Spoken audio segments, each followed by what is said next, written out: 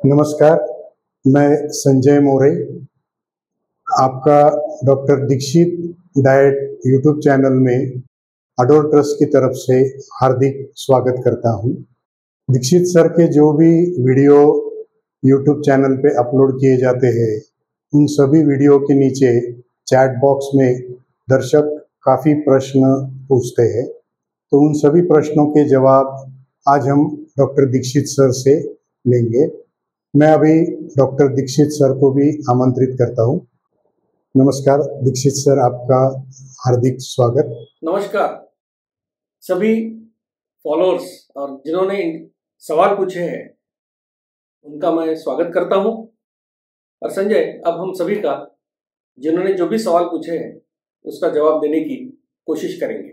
आज का पहिला सवाल हर्षल चौधरी यांनी विचारले, मला खूप जास्त पित्त प्रकृतीचा त्रास आहे, मी हे डाएट कसे करायचे, कृपया मार्गदर्शन करावे। बहुत लोगों का सवाल होता है, जैसे हर्षल ने भी पूछा कि मुझे एसिडिटी का बहुत प्रॉब्लम है, तो मैं कैसे करूंगा। तो मैं आपको यकीन देता हूं कि एसिडिटी का प्रॉब्लम आपका गायब हो जाएगा, वैनिश हो जाएगा। मेरे हर व्याख्यान में मैंने कहा है कि बहुत सारे लोग जो एसिडिटी वाले हैं वो डरते हैं कि मैं कैसे करूंगा, कि कैसे भूखा रहूंगा, मुझे एसिडिटी हो जाएगी। आपको कहूंगा कि एसिडिटी होने का सबसे महत्वपूर्ण कारण यह है कि भूख के समय आप नहीं खाते हो। तो पहला काम करो कि कड़ी भूख के 2 समय आइडेंटिफाई करो, 2 समय खाना खाओ, तो आपका 80% एसिडिटी प्रॉब्लम सॉल्व हो जाएगा। दूसरी बात, दिन में 2.5 से 3 लीटर पानी जरूर पियो। तीसरी बात जो बहुत इंपॉर्टेंट है कि हमारा शरीर हमको बताता है कि भैया मत खा, तुझे तकलीफ होती है, हम उसकी सुनते नहीं, खाते रहते, अब तकलीफ होती है। कुछ लोगों को हरभरा खाया, पकोड़े खाए, तकलीफ होती है। कुछ लोगों को बैंगन खाया, तकलीफ होती है। कुछ लोगों को मूंगफली खाई, तकलीफ होती है, एसिडिटी होती है। तो आप खुद को ऑब्जर्व करो कि मैंने क्या खाया, उसके बाद एसिडिटी हुई, वो पदार्थ अवॉइड करो। आपका शरीर आपको इंडिकेशन दे रहा है कि ये मत खाओ। तो थोड़ा विजिलेंट रहना खुद के बारे में बहुत जरूरी है।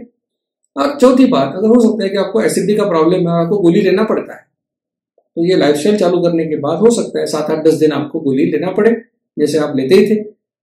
लेकिन मैं यकीन देता हूं कि महीना 1.5 महीने के अंदर ये प्रॉब्लम हमेशा के लिए सॉल्व हो जाएगा। सर, आपने जो दाल में कौन से पोषक तत्व होते हैं, ये जो वीडियो आपने पोस्ट किया था उसके बारे में एक सवाल आया है। अनिल शुक्ला इन्होंने पूछा है, सर ये जो पोषक तत्व है ये कच्ची दालों के हैं या पकी दालों? अच्छा सवाल पूछा है कि जो मैंने वीडियो बनाया कि दालों में पोषक तत्व क्या होते हैं, तो ये जो मैंने बताया है ये रॉ है, ये मतलब पकाने के बाद का नहीं है, उसके पहले का है।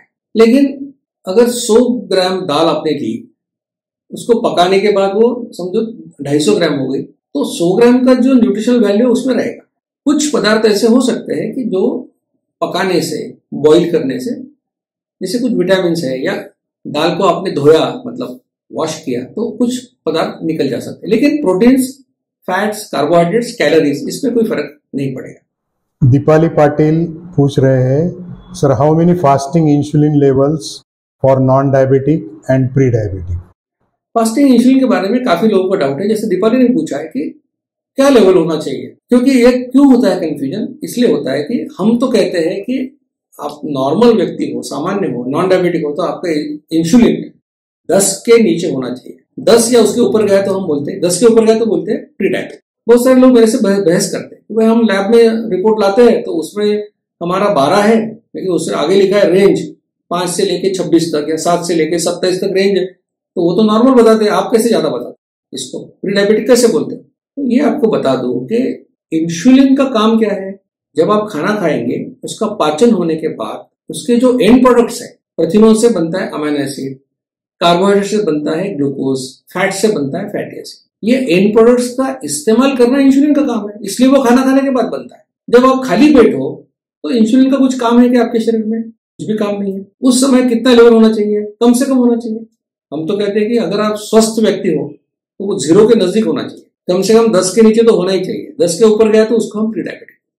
इसलिए शायद ये सवाल आया है कि कौन सी लेवल को नॉर्मल बोलेंगे, तो हम जरूर बोलेंगे कि 10 तक है तो नॉर्मल है, 10 के ऊपर गया तो उसको प्री डायबिटिक बोलते हैं।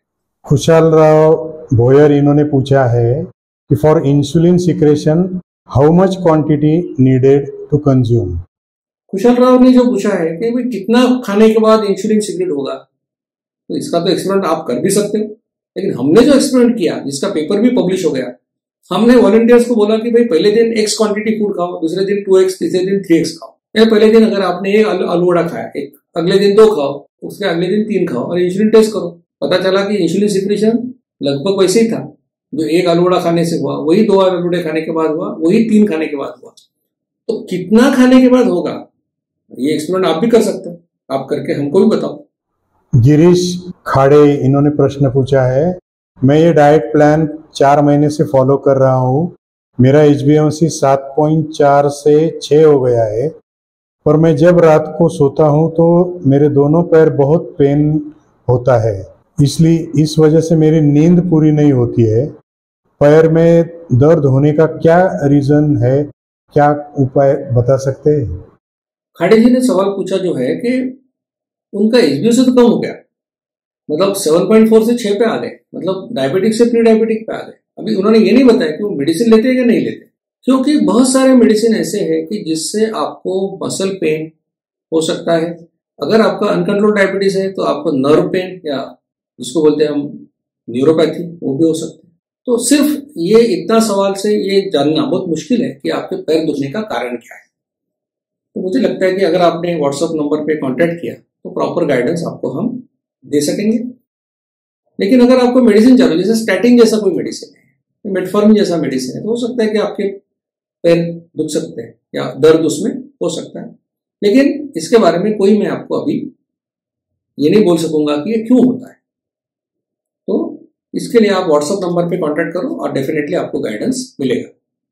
तो संजय जी, अच्छा है कि लोगों ने काफी सवाल पूछे और हमने भी जवाब देने की कोशिश की। सभी को विनती करूंगा कि जो भी आपको दिल में सवाल है जरूर पूछिए, और मेरा काम है इस लाइफस्टाइल के बारे में जो भी डाउट आपके दिल में है उसको निकालना मेरा काम है।